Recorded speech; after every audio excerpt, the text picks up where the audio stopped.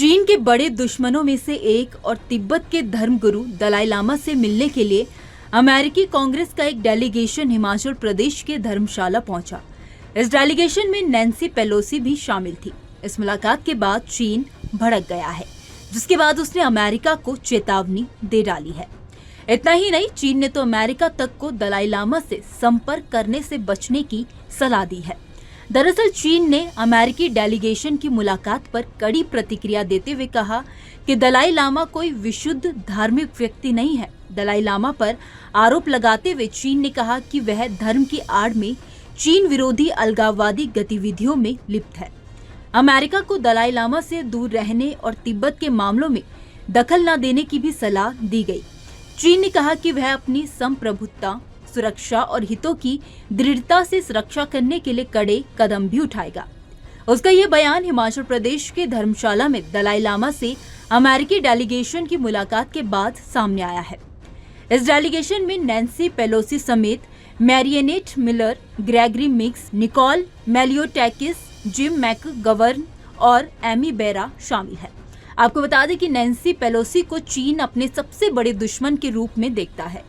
There was a visit of the current president of China to Washington, D.C., and Dianne Feinstein and I said to him, we are objecting to what you are doing to the culture of Tibet. You're trying to erase it. He said, you know what you're talking about.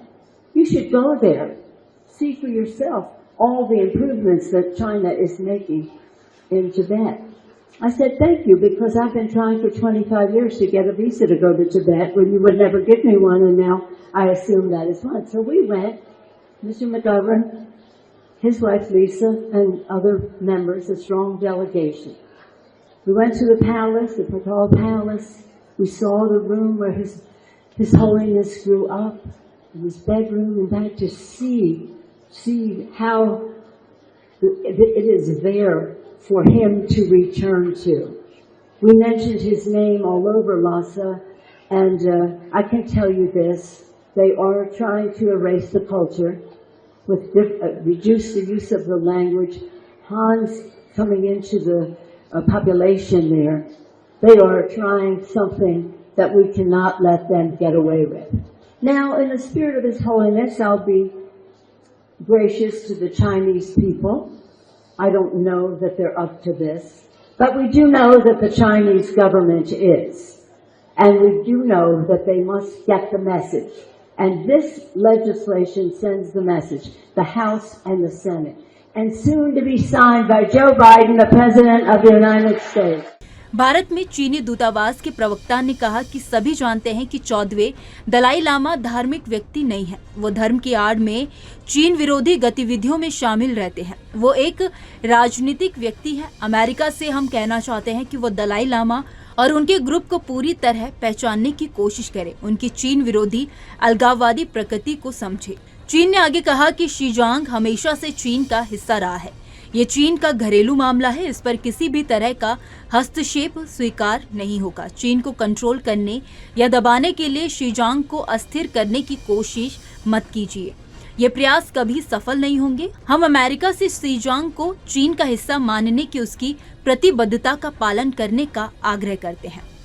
दरअसल अमेरिकी delegation के दलाई लामा से चीन के भड़कने का कारण America का एक बिल है। अमेरिका ताइवान के साथ साथ तिब्बत के मसले पर भी चीन को घेरना चाहता है। हाल ही में अमेरिकी संसद ने तिब्बत से जुड़ा एक बिल भी पास किया है, रिजॉल्व तिब्बत एक्ट। बिल 12 जून को पास हुआ। अमेरिकी संसद के दोनों सदनों ने इस बिल को मंजूरी दे दी। इसके मुताबिक अब अमेरिका चीन के तिब्बत को लेकर फैलाए गए झूठ का जवाब देगा। इसके अलावा वो चीन और दलाई लामा के बीच बिना शर्त समझौता कराने की भी कोशिश करेगा, जबकि चीन इस मसले पर किसी भी तरह से समझौते के खिलाफ है।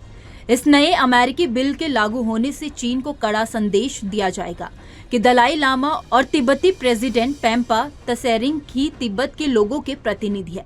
इससे दोनों पक्षों के बीच बातचीत का रास्ता खुलेगा। निर्वासित तिब्बत सरकार को भरोसा है कि अमेरिकी कांग्रेस से पारित बिल के कानून बन जाने के बाद चीन का ये दावा खारिज हो जाएगा कि तिब्बत प्राचीन काल से उसका हिस्सा है। चीन और तिब्बत के बीच विवाद काफी पुराना है। चीन का दावा है कि तिब्बत 13वीं शताब्दी में चीन का हिस्सा रहा है, इसीलिए तिब्बत पर उसका हक है।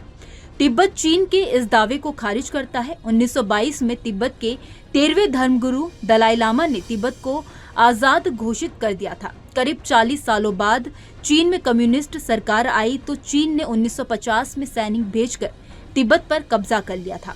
करीब 8 महीनों तक तिब्बत पर चीन का कब्जा बरकरार रहा। आखिरकार 1991 में तिब्बती धर्मगुरु दलाई लामा ने 17 पॉइंट वाले एक समझौते पर हस्ताक्षर कर दिए। इस समझौते के बाद तिब्बत आधिकारिक तौर पर चीन का हिस्सा बन गया। हालांकि दलाई लामा इस संधि को नहीं मानते हैं। उनका कहना है कि ये संधि दबाव बनाकर करवाई गई थी। खैर, इस खबर में इतना ही। इस खबर को लेकर आपकी क्या राय है, आप हमें कमेंट सेक्शन में जरूर बताइए। वीडियो अगर पसंद आया हो तो वीडियो को लाइक और शेयर करना ना भूलें।